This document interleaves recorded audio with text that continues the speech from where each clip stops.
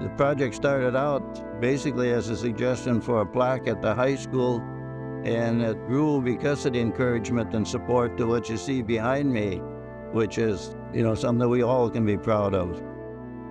What we're sitting at is the end project to recognize 4 St. Francis High School graduates who died in Vietnam. How this all started was about 4 years ago when Denny Berg was our guest speaker for Veterans Day at the high school. He mentioned about Cowden and Headland. So it's been sitting there for 4 years. And then last year I got a hold of Dennis and said, Dennis, we need to do something for these 2 soldiers. And we took off with it. And from there, we had our planning, our get-togethers, our committee of Dennis and I and Brad, and then, of course, in coordination with the Parks Department. And we ended up right where you see where we're at today. My first involvement was actually with Leslie Cowden. When I came across the Leslie Cowden artifact, I was just taken in by his bravery, his commitment, his duty, the honor that this young man had put forth. I mentioned, I'm going to do something for this soldier because he's one of our hometown boys. And the director of the Anoka County Historical Society said, well, no, don't do that. There's already people working on that. And then I found out it was Mike and Dennis, gave them a call and said, hey, I'm very interested in wanting to do this. And they said, yeah, come on and help. The original idea, the vision, I was bought into right out of the gate. Personally, I'm a veteran, an Army veteran. And I believe in recognizing those that have given the ultimate sacrifice for our country. Right out of the gate, it grabbed me by the heart, and this is why we're in public service, is to do things for the greater good, and this project exemplifies that. I feel great about the outcome and how everything ended up. I'm proud of the product that we provided, and I'm proud of the project. Both my parents were World War II veterans, and I think that's one of the drivers with this project with me was looking at that heroic young man, Leslie Cowden, and his life. I could easily translate that to my son. At the point that we started, they were the only 2 names we knew of. The county had a list of all the servicemen that lived in Anoka County that had been killed. It only showed 2 from St. Francis. The book that had been published by the state that listed the soldiers that were killed from Minnesota didn't list the other 2. And as part of the fundraising, we had a former classmate from the other 2 come forward and tell us, there's really 4. Well, that was unknown to all of us, but when we researched it, they were in the yearbook and they were on the wall in Washington, D.C., but they weren't on any of our lists. And in fact, we did verify that they were St. Francis graduates. At that point, we had the monument, the location already been secured. We'd already done the design, the layout, the specs for concrete, the engineering, or stones had been ordered when we really verified that there were, in fact, these additional 2. At the meeting that we had, that we were actually working on the wording for the 2 stones, it was just like there was an energy in the room for those of us on the committee that we couldn't leave these 2 behind, that we had to, go out and add to the fundraising, which created a problem. The timeline was short to get it done, but we made the decision that day we're going to go with 4 instead of the 2. And as I reflected back on it,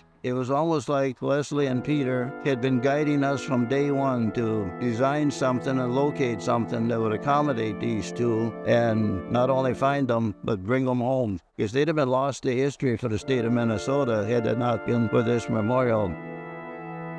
Well, when we went to fundraising, I kind of knew we were going to win this after the first meeting we had with Village Bank. And Mr. Queton had asked, well, how much are you looking for? And I said, well, we're looking between $3,000 and $5,000. He goes, oh, okay. And then we talked some more. And then I finally put the question to him. I said, well, can I put you down for $3,000? And he said, absolutely not. No.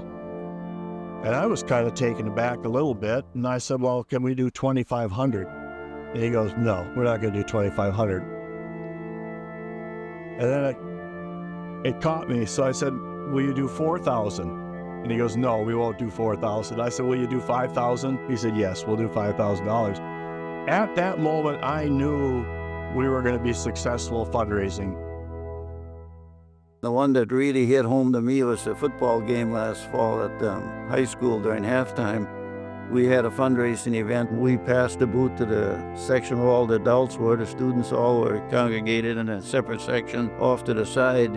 And frankly, we didn't even think about passing the boot through the student section. Well, when we were about ready to leave after the collection, the group of students came over and literally grabbed the boots out of our hands and went back to the student section. I was panicking because I didn't know what they were going to be doing with these boots, so I was staying real close. But they positioned themselves at the bleachers, and the students came out putting money in the boot. You know, for somebody that had that stigma from when you always expected the worst when you encountered a situation like that, to see something this beautiful. I got to tell you, I went to my car and cried because it really told me that the attitude toward veterans had changed in this country, not only for my generation, but future generations. Our silhouettes behind us for the soldiers kneeling was a high school. We had 4 high school students who died in Vietnam. I wanted our Saints manufacturing class to do the soldiers for us. And sure enough, a young sophomore student planned out the whole project on the computer, transferred that over to their plasma cutter, did all the work on the computer for that, and they went to work and they cut out our 2 soldiers and our helmet, rifle, and boots. Now for the arch, I had to go over to Hugo. They said, Mike, I'm a veteran. I'll charge only for materials. Labor, well, I'll take care of that. So all these people jumped in with us. I went over to our guy over here in East Bethel. What would it cost me in our budget to powder coat everything that we need powder coated? And they said, nope, I'm a 6-year Navy vet, Mike. I'm gonna donate that to you guys. So a lot of people came in that respect by donating their time and their product. We had a dedication, and I think in war it was tearful. And I think within the family, you know, the next generation had discovered that they had an uncle or a great uncle that really had made a significant contribution to the country and sacrifice. Yeah, I think for the family is a whole nother chapter of healing, which, you know, for the Vietnam vets in this county, myself included, this is part of our healing.